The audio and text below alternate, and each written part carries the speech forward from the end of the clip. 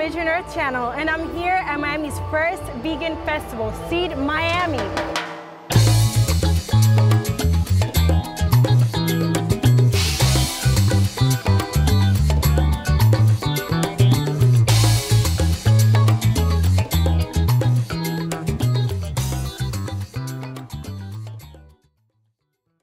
Brandan and I have I have Origin magazine, Monterey Yoga and Health, and that was my beautiful daughter. Where is she? She's actually one of the youngest publishers in the business now. She has Real, which is a vegetarian conscious culture magazine for teens that's now in Whole Foods and Earth Fare and Sprouts.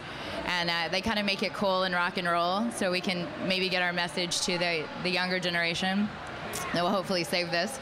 So anyway, I just wanted to have Brandan up here just for a minute. He's going to join me for a few minutes about our passion and why we started Thrive. Can you tell me like what the motivation behind it was?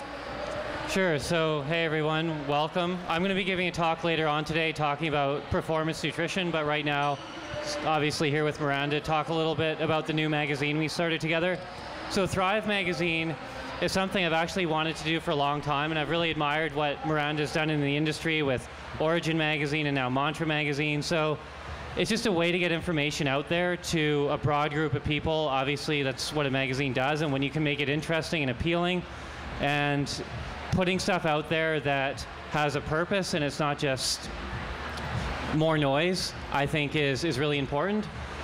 The concept of Thrive, all the recipes, all the meal plans, they're all plant-based, but the magazine itself is not about being vegan, it's about performance. So I interview a lot of the top athletes in the world, NFL, NHL, Major League Baseball, UFC, so a lot of these guys who are adopting a plant-based diet and heading that direction. They're not all vegan yet, but they're going that way for performance reasons. So I want to get their stories out there. I want to get their story of their progress out there too, so people can try it and see how it works for them. Also, we talk about entrepreneurship, green tech. I interview people who are really good at what they do, so we can learn from people who are really good and know what they're doing and try and pick up a few things along the way. And also we have amazing columnist Larry King, writes for Thrive. He interviews some very interesting people. Russell Simmons, the Dalai Lama in the most recent issue, and Tony Hawk in the next issue. And also we have original columns by Steve Hoska. Some of you may know he's a kicker for the Seahawks who just won the Super Bowl. He writes for Thrive.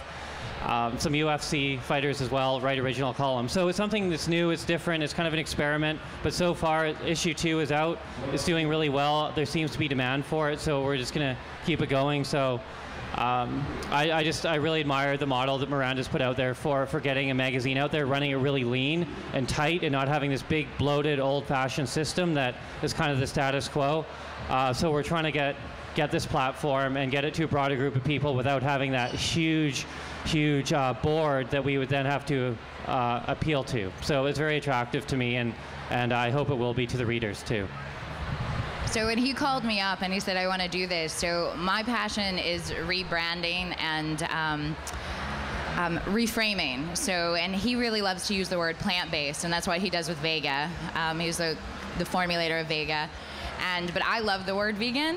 So I was like, why don't we, so my personal mission, separate even from Thrive, is taking the word vegan and making it sexy, making it cool. So when you think of a vegan woman, you're like, oh my God, she must have really good skin. She's in good shape. She's an athlete. So really kind of like taking back that like stigma that may be around what it means to be a vegetarian or a vegan, and kind of reframing it to make it more mainstream. So if you see our covers, they don't look granola, they don't look super hippie, because what we really, our passion is to bring the message into the mainstream, and we use a lot of celebrity to do that as well. So thank you so much. Don't leave me, can you just stay here? All right, I'll just stay here. So just to address it, generally when they have a publisher talking about sustainability, you're like, what the? Because you're using paper and trees. So we use recycled paper. She was like, yes, I'm exactly thinking this. So we use recycled paper and we use soy-based ink, and we pay a lot more. If you feel the paper, you can tell that we put some love into it. Yeah. So that would be and I just did a climate march with Leonardo DiCaprio, and you guys probably know Leilani Munter, and Sting, who's a vegan, and Sharon Gannon, and Michael Franti.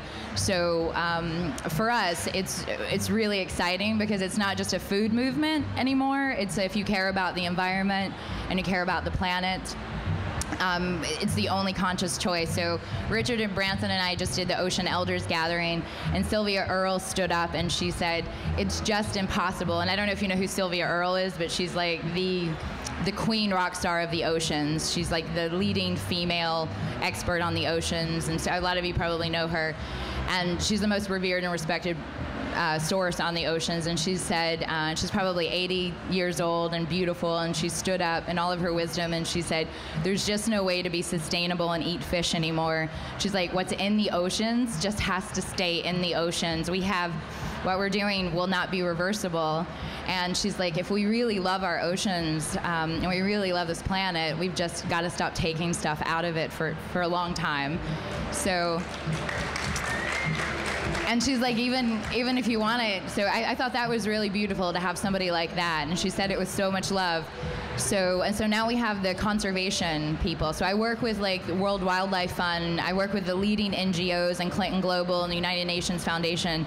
And then Leilani Munter and I just spoke together. And she said in front of all of these rich old white suits talking about conservation, she's like, I look forward to the day when I can come to the leaders in conservation and climate, people trying to save the planet, when there's no meat on the menu. And so for me, when I see the climate movement moving vegetarian because it's so good, and we know what we know about the methane from cows farting, it contributes more to the atmosphere than all of the cars on the planet. So all of a sudden climate people are saying we can't eat beef anymore, and we can't take things out of the ocean anymore. So I see all these other worlds now coming together.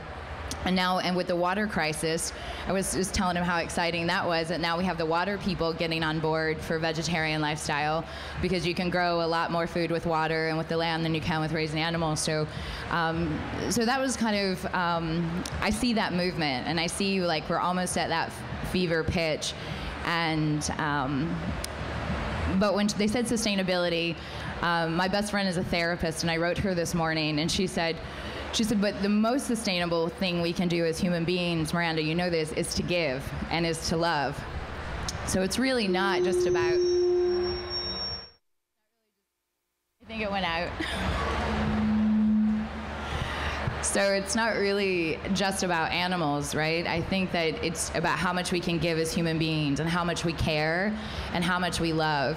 So we're really motivated by how much we love our oceans, how much we love our children, how much we love our animals. And the only sustainable thing we can do as humans is to really give and to really care. So, and that's one thing I love about Brendan. He came to me, and we had advertisers that wanted to, for clothing or for shoes, especially shoes, and he's like, hell no, we're not taking anybody's money that has leather or anything in any part of their product. He's like, tell them to keep their money, and when they're ready to go vegan or they're ready to like get the animal products out. So he inspired me with that, just because it would be so easy for us to take, and we don't, and none of the magazines have cat food or dog food or any animal product. We just don't take advertisers that have any kind of meat products. So it's just how I'm inspired by how much he loves and how much he cares, and I think that that's at the heart of it. Like, it's what we do is because we love beauty and we love life and compassion. So, and the main thing is that I've been a woman in this industry, and that was one thing I wanted to touch on, is when you're a female in a very male-dominated world, there's so much fear. So like every single day, it's like part of my plant-based lifestyle is also choosing love at every single moment. It's like, and choosing a new way. So I've been a single mom. Where's my daughter? Where's Ocean? She's somewhere over around here. So I raised Ocean. I was a wartime conflict journalist, and in the face of all of that for many years. And then I raised Ocean alone, and then I started these magazines totally alone. I started Origin with $700, and now it's like the #2 selling magazine at Whole Foods nationally.